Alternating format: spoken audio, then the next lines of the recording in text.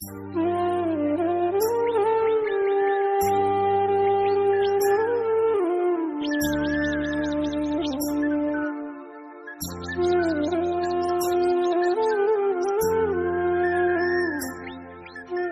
সুন্দর তাই না? এটা হলো আমাদের বাড়ির ছাদের স্থলপদ্ম গাছ। কেমন লাগছে অবশ্যই একটা কমেন্ট করে জানিও। সো হেই এভরিওয়ান, কেমন আছো তোমরা? আই হোপ কি তোমরা সকলে অনেকটা ভালো আছো, আমরাও ভালো আছি। তো চলে এসেছি নতুন একটা ব্লগের সাথে। আই হোপ কি তোমাদের আজকের ব্লগটা খুব খুব খুব ভালো লাগবে। তো তোমরা ভিডিওটা স্কিপ না করে পুরোটা দেখতে থাকো। তো সকালবেলায় দেখো সকালের নাস্তা বানাতে ব্যস্ত হয়ে গেছি, অবশ্য কিছুটা বানানোও হয়ে গেছে। আজকে ভাবছি ওই যে পেঁয়াজের পকোড়া বানাচ্ছি, এটাই হবে সকালের নাস্তা। তার সাথে তো শসা আছে, তারপর মুড়ি দিয়ে খাওয়া হবে। তো চলো, এই যে দেখো এতগুলো বানানো হয়েছে আর বাকি এখনো এই মাত্র কটা আছে, এগুলো বানালেই হয়ে যাবে। আর রূপের পাপা অলরেডি দেখো ওই যে নারকেল একটা ছিল আগের দিন ভাঙা হয়েছিল, তারই অর্ধেকটা ছিল, সেটাই ভাঙছে, ওটা দিয়েও খাওয়া দাওয়া হবে। তো নারকেল মুড়ি খেতে খেতে কে কে বেশি পছন্দ করো তো একটা কমেন্ট করে জানিও। আমার তো বেশ ভালো লাগে নারকেল দিয়ে মুড়ি, তারপর বাদাম ভাজা দিয়ে মুড়ি, বেশ ওই চাট করে বানিয়ে খেতে আরও বেশি মজা। শসা, পেঁয়াজ, নারকেল, ধনেপাতা অনেক কিছু দিয়ে মাখিয়ে, সর্ষের তেল সমস্ত কিছু দিয়ে মাখিয়ে খেতে খুব মজা লাগে। তো চলো, এগুলো বানানো তো প্রায় হয়েই এসেছে, এখন খাওয়া দাওয়াটাও আমরা করে নেব।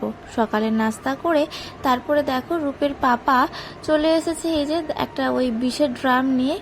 গাছগুলোতে না অনেকটা পোকামাকড় লাগছে, ওই জন্য রূপের পাপা একদম একদম বাড়ির পেছন থেকে শুরু করেছে বীজ দেওয়া। বাড়ির পেছনে, বাড়ির সামনে যা কিছু গাছ ছিল সমস্ততেই কিন্তু এই বীজগুলো প্রয়োগ করছে। তারপরে ছাদেও যেই সব গাছ, ফুল ফল সবজি যেই সমস্ত ছিল সেগুলোও কিন্তু সবেতেই বীজ দিয়ে দিয়েছে। আর এদিকে দেখো এই সামান্য সামান্য সবজি দেখে ভাবছো তো যে আজকে এইরকম সবজি কেন? আসলে কি বলতো, আজকে না আমাদের পাশের গ্রামে একটা অষ্টম প্রহর হচ্ছে, তো আমরা সেখানেই যাব। তো সেই জন্য বাবার জন্য খালি রান্না হয়েছে। এখানে নিম আলু ভাতে হয়েছে, তারপর শাক ভাজা, পেঁয়াজ পোস্ত, ডাল, এইগুলো হলেই বাবার হয়ে যাবে। আর বাবার না পোস্ত প্রচণ্ড ফেভারেট। তো আমরা বলছিলাম না যে অষ্টম প্রহর যাব, আমি রেডি হয়ে গেছি, বাকিরাও রেডি। তো মেজদা হয়তো বাড়িতে নেই। আর এই যে দেখো, একে তো অনেকেই চেনো, আমার দেওয়ার হয় সম্পর্কে। তো ও এসেছে, ও একসাথেই যাব আমরা সবাই মিলে। একটুখানি পথ, মানে একটা মাঠ পেরিয়েই যেতে হবে। তো চলো, গ্রামের মাঠটাও তোমাদেরকে দেখাবো। আর এখন তো চারিদিকে ধান ক্ষেত, প্রচুর কিন্তু সুন্দর লাগবে মাঠটা দেখতে। চারিদিকে যেদিকে দু চোখ যাবে সেদিকেই শুধু ধান ক্ষেত আর ধান ক্ষেত। এদিকে বাবা খাওয়া দাওয়া হয়ে গেছে, বাবাকে খাবারটা দিয়েই তারপরে আমরা রেডি হতে শুরু করেছিলাম। তো বাবার এসেছিল রকিকে খাবারটা দিতে। এই যে ভিডিও যে অন করেছি, বাবা হাসতে আরম্ভ করে দিয়েছে, বলে তুমি কি করছো?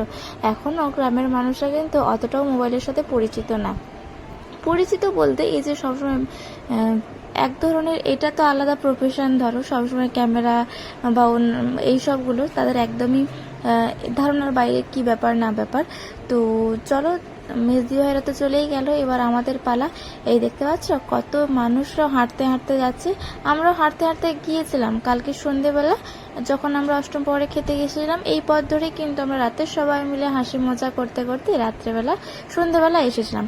কিন্তু আজকে তো দুপুরবেলা রোদ বেরিয়েছে, তারপর আমাদের একটু না কাজও আছে, তো মার্কেটে যাব আজকে, বেশ কিছু কাজ আছে। তো সেই জন্যই ভাবলাম যে গাড়িটা নিয়ে যাই। দেখো বলেছিলাম না খুব সুন্দর দৃশ্য। এই দেখো চারিদিকে ধান ক্ষেত, রাস্তার দুধারে খুবই মনোরম একটা দৃশ্য। আর এই যে গাছগুলো লাগানো আছে না, বিকেলবেলা, পড়ন্ত বিকেলে এখানে বসে এই গ্রামের পরিবেশটা অনুভব করতে খুব মজা লাগবে। এই দেখো রূপ আবার না কোথাও গেলে আমাদের সাথে যেতেই চায় না, ও সবসময় মানে দাদা জেঠি জেঠু এই সব খোঁজে।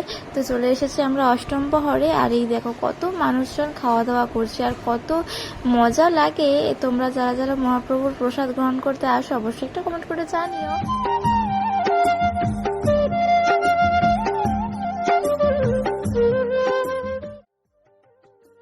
তো আমরা এখন বাড়ি ফিরছি। বাড়ি ফিরে না আমরা কিছুক্ষণ রেস্ট নেওয়ার পরে আবার চলে গেছিলাম ঘাটাল মার্কেটের। ড্রেসটাও চেঞ্জ করিনি, একদম সেম ড্রেসেই চলে গিয়েছিলাম।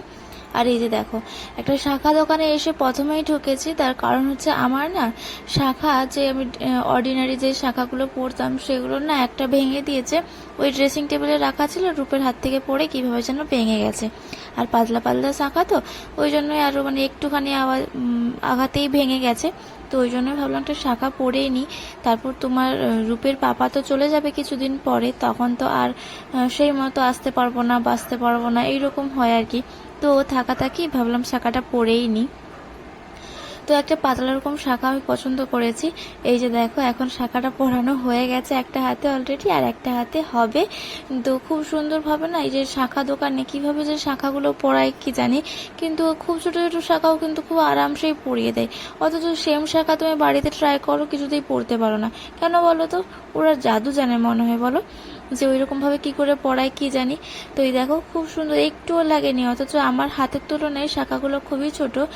তো আমার হাত অলরেডি মানে নরম, তো সেই জন্য খুব সহজেই ঢুকে যায় হাতে, ছোট ছোট শাখা চুড়ি যাই বলো। কিন্তু ওরা যে কি করে পড়ায় একটুও কিন্তু লাগে না, কি করে পড়ায় কি জানি। আর এই দোকানে আমি আগেও পড়েছিলাম শাখা, আর শাখা কিনতে এসে তোমাদের সাথে ভিডিও ক্লিপ শেয়ার করেছিলাম, শাক একটা শেয়ার করেছিলাম, খুবই সুন্দর ছিল সেই শাকগুলো। আর এখনও আছে শাকগুলো কয়েকটা, তো তোমাদেরকে আর দেখালাম না। এই যে আগের শাখাগুলো এখন ব্যাগে রেখে দেবো, এগুলো কোথাও যেতে আসতে মাঝে মাঝে পরবো। আর এই যে দেখো শাখাগুলো আমি পরেছি, এইগুলো পাতলা পাতলা, খুব একটা মোটা না, আর খুব একটা অতিরিক্ত পাতলাও নাই। তো কেমন লাগছে একটু কমেন্ট করে জানিও। আর আমাকে দেখো যেন ন্যাড়া বোঁচা লাগছে।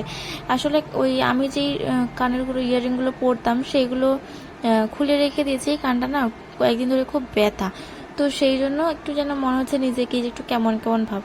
আর এই যে দেখো দাদাভাই হাসতে আরম্ভ করে দিয়েছে। তো আমাদের ঘাটাল মার্কেটে অনেক কাজ ছিল, এক এক করে সারতেই সন্ধে হয়ে যাবে মনে হচ্ছে। আর এখন তো চৈত্র সেল চলছে, প্রচুর পরিমাণে মার্কেটে ভিড়, ঢোকাই যায় না। জামা কাপড়ের দোকানগুলো আর জুতো দোকানগুলো তো ঢুকতেই পারা যাচ্ছে না, এমন অবস্থা। তো চলো যাই হোক, কি আর করা যাবে, এই সব করতে করতে আরও যেন লেট হয়ে যাচ্ছে। যেটুকু সময়ের মধ্যে হয়ে যাওয়ার কথা সমস্ত কাজ, কিন্তু সেই টাইমে আর হচ্ছে কোথায়, সবেতেই যেন অনেকটা দেরি মনে হচ্ছে।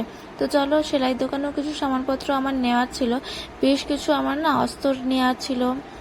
তারপর বেশ কিছু না আমার ইয়েলো কালারের শাড়ির ফলসের অর্ডার এসেছে, মানে ফলস পাড় লাগাতে হবে। তো সেই সব কিছু নিয়ে যেতে হবে বাড়ি। তো এমনিতে আমি ফলস পাড় রাখি দোকানে, কিন্তু সেম কালার না অতগুলো নেই। তো সেই জন্যই আরও আসা, যেহেতু একদম চড়ক। তো আমি যে ভিডিও এডিট করছি, তো মেল যাকে বলে, তো আজকেই জল ঢালা, তো তার আগে আমাকে কিন্তু 5খানা ফলস পাড় আমি অর্ডার নিয়েছিলাম, তো সেগুলো অলরেডি ডেলিভার করে দিয়েছি। আর ওই টেনশনেই না আরও আমার ভিডিও এডিট করা হচ্ছিল না, আর ভিডিওগুলো আমার দেওয়াও হচ্ছিল না। এটা কিন্তু আগেরই ভিডিও। তো 5টা ফলস নিলাম, তারপরে কিছু টেস নিয়েছি, সুতো নিয়েছি। আর এটাই হচ্ছে ওই সেলাই সম্পর্কিত সমস্ত জিনিসপত্র কিন্তু আমি এখান থেকেই নিই। তো এই হচ্ছে দোকান। আর এই কাকুটা না খুব ভালো, খুব খুব মানে ফ্রেন্ডলি কথাবার্তা বলে, তো আমার খুবই ভালো লাগে। আর যে বললাম না যে আমার হলুদ কালারের ফলস নিতে হবে, তো আমি নিয়েই যাচ্ছিলাম বলে কাকু বলে তোর এতগুলো ফলসের অর্ডার চলে এসেছে। আমি বললাম হ্যাঁ কাকু, সেম কালারেরই এসেছে। তো আরও অর্ডার এসেছে, সেগুলো অবশ্য মানে ওই দিনকে নয়, এবার ধীরে ধীরে দিলেও হবে সেগুলো, কিন্তু এমার্জেন্সির জন্য ওই 5টে অর্ডার এসেছিলো সেম কালারের, তো ওইগুলো নিলাম। তার সাথে যে দেখো এখন আমার হয়েও গেছে সমস্ত কিছু নেওয়া, এখন আমি বাড়ি ফিরবো। তো তার আগে আবার একটা জিনিস মনে পড়ে গেল, আরে মাটির হাঁড়ি কড়াই তো নেওয়া হয়নি। আসলে পয়লা বৈশাখে আমি ভেবেছিলাম, পয়লা বৈশাখে কেন, আমাদের না রূপের পাপা একটু অন্যরকম মাইন্ড নিয়ে চলে, ও ভাবছে যে মাটির হাঁড়ি কড়াতে রান্না করে খাবে, আর মাটির জিনিসের তো কোনো ব্যতিক্রম নেই বলো। তো সেই জন্য ভাবলাম যে মাটির একটা হাঁড়ি কড়া, রূপের পাপাই বললো যে চলো একটা কিনে নিই, আর তুমি মাটির হাঁড়ি কড়াতে রান্না করবে। তো যেইভাবে সেই কাজ চলে এসেছে একটা মাটির মানে ওই দোকানে, সেখানে মাটির জিনিসপত্র দেখছিলাম, আর এই কড়াটা আমার খুব পছন্দ হয়েছে, ওটাই নিলাম। আর একটা হাঁড়িও নিয়েছি। আর এই হাঁড়ি কড়াগুলো ভাবছি উদ্বোধন করব একদম পয়লা বৈশাখের দিনে, কেমন হবে, ভালো না?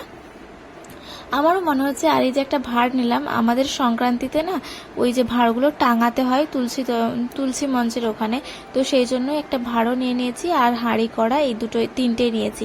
তো এইগুলো নিয়েছি, কিন্তু ওরা বলছে ব্যাগ দেবে না, তাহলে আমি কি করে নিয়ে যাব সেটাই ভাবছি। অত বড় তো ব্যাগ আনাও হয়নি আর এরকম কোনো প্ল্যানও ছিল না আমার। তো যা হোক কোলে বসিয়ে তারপরে ওইগুলো না আমি নিয়ে এসেছি বাড়িতে। আর এদিকে দেখো সেই এখন তো ভোক্তা টোক্তা আছে সবাই, ওই জন্য এই মাটির সরাগুলো খুব বিক্রি হচ্ছে। তো চলো এখন আমরা বেরিয়ে পড়েছি। ওই যে কোলে আছে আমার হাঁড়ি আর কড়া। এই কখন বেরিয়েছি বাড়ির থেকে, সন্ধে হয়ে গেল, এত মার্কেটে ভিড়। তো চলো বন্ধুরা, আজকে আমি ভিডিওটা এখানেই এন্ড করছি। ভিডিওটা কেমন লাগলো অবশ্যই একটা কমেন্ট করে জানিও, ভালো লাগলে লাইক করো, শেয়ার করো। আজকের মতো টাটা, দেখা হচ্ছে নেক্সট ভিডিওতে।